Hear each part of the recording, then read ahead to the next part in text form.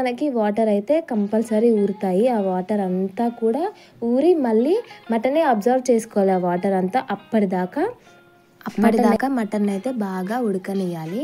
ఇందులో నేను ఇక్కడ వీడియోలో చూపిస్తున్న ఇలా బాగా కలిపాను, కానీ అక్కడ మనకు వాటర్ అయితే కనిపిస్తున్నాయి. సో అందుకే నేను మళ్ళీ లిడ్ పెట్టేసి ఒక 5 to 10 minutes అయితే నేను మళ్ళీ మగ్గనిచ్చాను.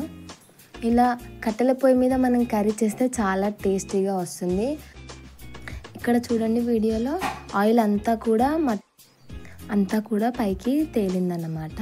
ఇప్పుడు బాగా ఒకసారి కలుపుకోండి మంచిగా. వాటర్ అంతా మనకి అబ్జర్వ్ అయిపోయిందేమో మటన్లోకి, ఒకసారి చూసుకోండి.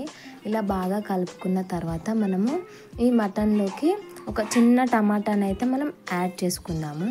ఇక్కడ నేనైతే ఒక చిన్న టమాటాని అయితే ఇక్కడ నేను యాడ్ చేస్తాను.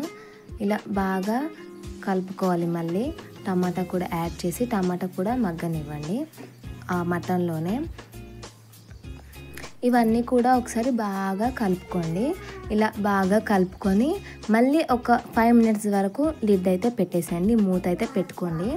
నేను ఇక్కడ ఒక చిన్న చెంబులో వాటర్ అయితే పెట్టాను. అది మటన్ ఉడికే ఆవిరికి ఆ వాటర్ అనేవి కొంచెం గోరువెచ్చగా అవుతుంది.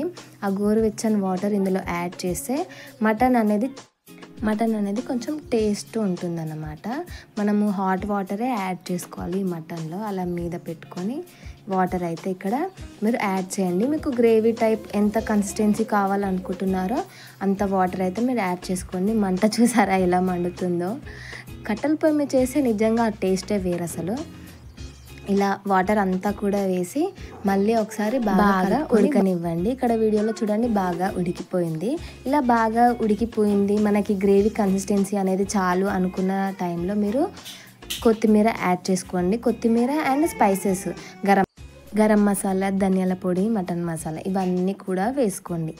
అయిపోయే స్టేజ్లో ఇవన్నీ వేసుకొని ఒకసారి బాగా కలుపుకోండి. మనకి ఎంతో టేస్టీగా ఉండే mutton curry ready with village style కట్టెల పొయ్యి పైన. Please like, share.